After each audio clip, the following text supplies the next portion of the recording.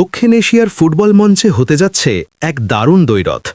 একদিকে বাংলাদেশের বড় তারকা হামজা চৌধুরী, অন্যদিকে সিঙ্গাপুরের শক্তিশালী ডিফেন্ডার পেরি এনজি। প্রশ্নটা এখন ফুটবল ভক্তদের মুখে মুখে, কে কাকে থামাবেন? মাঠে কার আধিপত্য দেখা যাবে বেশি? ম্যাচের দিন যত এগিয়ে আসছে, উত্তেজনাও যেন তত বাড়ছে।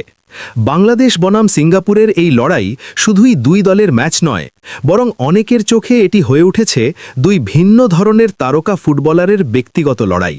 অনেকেই বলছেন হামজা চৌধুরীর উপস্থিতি মাথায় রেখেই নাকি সিঙ্গাপুর ফুটবল কর্তৃপক্ষ ইংল্যান্ডে খেলা পেরি এনজিকে আবারও জাতীয় দলে ফিরিয়ে এনেছে। যদিও বিষয়টি নিয়ে আনুষ্ঠানিকভাবে কিছু বলা হয়নি, তবুও ফুটবল প্রেমীদের আলোচনায় এই বিষয়টি বেশ জোরে সোরেই ঘুরছে। কারণ বর্তমান সময়ে দক্ষিণ এশিয়ার ফুটবল অঙ্গনে ইউরোপিয়ান লিগে খেলা ফুটবলার খুব বেশি নেই, আর এই তালিকায় সবচেয়ে আলোচিত নাম নিঃসন্দেহে হামজা চৌধুরী ও পেরি এনজি। তাই অনেকেই মনে করছেন ম্যাচের ফলাফল নির্ধারণে বড় ভূমিকা রাখতে পারে এই দুই তারকার পারফরম্যান্স। প্রথমেই যদি আমরা হামজা চৌধুরীর কথা বলি, তাহলে বলতে হয় তিনি বাংলাদেশি বংশোদ্ভূত একজন পেশাদার ফুটবলার, যার জন্ম এবং বেড়ে ওঠা যুক্তরাজ্যে। বর্তমানে তিনি ইংল্যান্ডের দ্বিতীয় স্তরের প্রতিযোগিতা ইএফএল চ্যাম্পিয়নশিপে খেলছেন ঐতিহ্যবাহী ক্লাব লেস্টার সিটির হয়ে। মিডফিল্ডার হিসেবে তার খেলার ধরন অত্যন্ত শক্তিশালী ও পরিশ্রমী। বল কেড়ে নেওয়া, ডিফেন্সকে সহায়তা করা এবং মাঝমাঠ নিয়ন্ত্রণ করার ক্ষেত্রে হামজা বরাবরই প্রশংসিত। তার পেশাদার ক্যারিয়ারের দিকে তাকালে দেখা যায় তিনি ডিফেন্ডার এবং মিডফিল্ডার দুই ভূমিকাতেই খেলেছেন। এখন পর্যন্ত ক্লাব ফুটবলে মোট ১৩৬টি ম্যাচ খেলেছেন এবং করেছেন ৫টি গোল।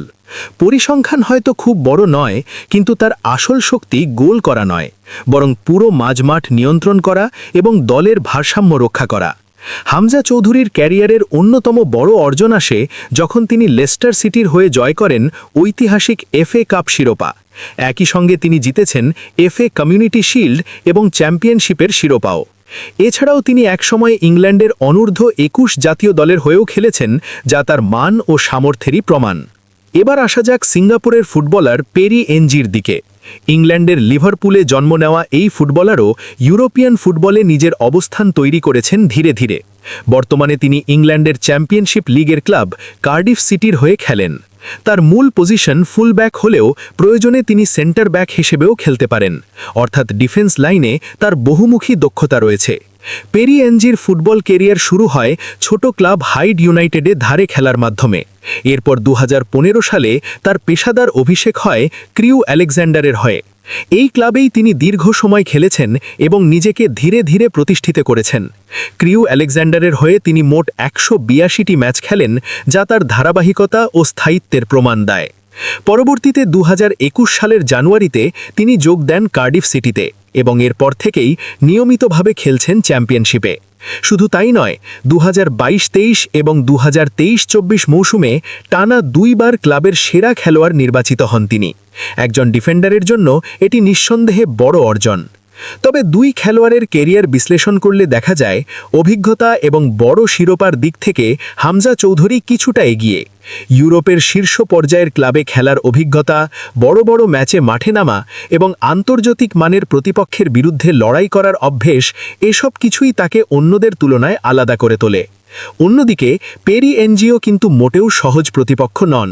তার ডিফেন্সিভ দক্ষতা, শারীরিক শক্তি এবং ম্যাচ পড়ার ক্ষমতা সিঙ্গাপুর দলের জন্য বড় সম্পদ হতে পারে। বিশেষ করে যদি তিনি হামজার আক্রমণ ভাগে এগিয়ে যাওয়া বা মাঝমাঠের প্রভাব কমিয়ে দিতে পারেন, তাহলে সিঙ্গাপুর দল ম্যাচে বাড়তি সুবিধা পেতে পারে।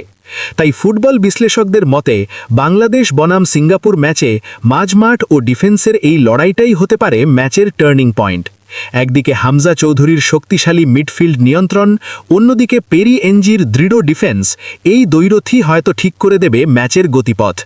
বাংলাদেশের কোচ জেভিয়ের কাবরেরা নিশ্চয়ই ইতিমধ্যে পেরি এনজিকে নিয়ে আলাদা পরিকল্পনা তৈরি করছেন, কারণ ইংল্যান্ডের প্রতিযোগিতামূলক লিগে খেলা থাকা একজন ডিফেন্ডারকে ভাঙা কখনোই সহজ নয়।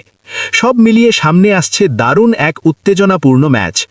বাংলাদেশের সমর্থকরা আশা করছেন হামজা চৌধুরী মাঝমাঠে নিজের আধিপত্য দেখিয়ে দলকে এগিয়ে নিয়ে যাবেন, আর সিঙ্গাপুরের ভক্তরা তাকিয়ে আছেন পেরি এনজির শক্তিশালী ডিফেন্সিভ পারফরম্যান্সের দিকে। এখন প্রশ্নটা আবারও ফিরে আসে, শেষ পর্যন্ত কে জিতবেন এই ব্যক্তিগত লড়াইয়ে, হামজা চৌধুরী নাকি পেরি এনজি?